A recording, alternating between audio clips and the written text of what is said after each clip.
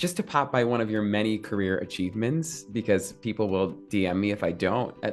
I'm very fascinated by the fact that I mean, I'm sure a million people have called you a chameleon, but you've kind of taken on these larger than life roles, sometimes based on real people, sometimes maybe the essence of somebody, with Waitress, which was very Sarah Bareilles-y.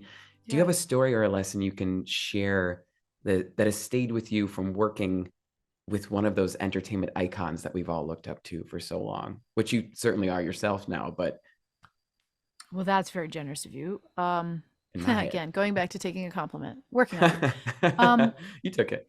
you know what? I had the immense blessing of reconnecting with Chita Rivera recently. She just got Mm. the Stephen Sondheim Award at Signature Theater in DC, and I was asked to come.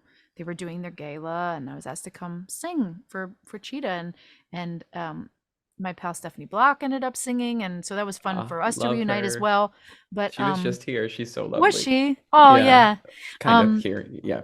yeah, yeah. She was with you on the mic, In the audio and space. Yeah. yeah, and the best part of that whole freaking night was, and I was so nervous. I was so nervous to sing in front of Cheetah.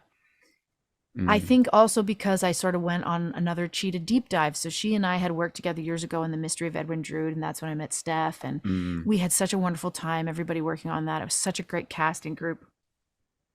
And I remember just going up the going up the tower at Studio 54, the dressing rooms, and I would always pass Cheetah's dressing room. She'd always be there. She was like always the first one there. She'd be like in a split on the floor stretching. Of course.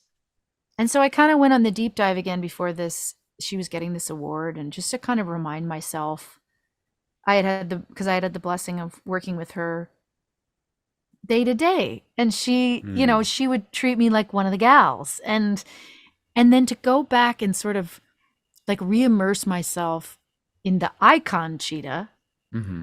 the sort of biography of what she's done, and the glass ceiling she broke, and the doors she opened for Latin performers and women performers. And I was sitting there like watching videos of her going on the train from New York to DC, like kind of like I looked like the creepy lady on the train, like crying, watching all these amazing um, moments that were, thank God, were captured on film of her. And I feel like I'm losing your original question, but was it No, this pieces is of great. advice or something? But again, just sort of like to have had the opportunity of watching somebody like her. And I remember the first day she walked into rehearsal in The Mystery of Edwin Mm. Drood, and watching her, and watching the way she walked into the room, and how open she was and bright she was. And everybody brings their own special something, but to Hmm. me, Cheetah is like joy. And she Yeah. has two sides of her, because she's also so fun and kind of naughty, but she has this joy and this light that comes out of her. And so the fact that I got to, as early in my career as I did, that I got to be around somebody like that I got to watch somebody like that, be in a Mm. room, be in a process with someone like that, and then getting to go to this event and like sitting down to drinks with her later, Mm.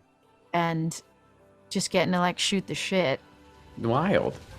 Yeah, it's wild. It's moments like that, and you think, I am so lucky. I am so blessed.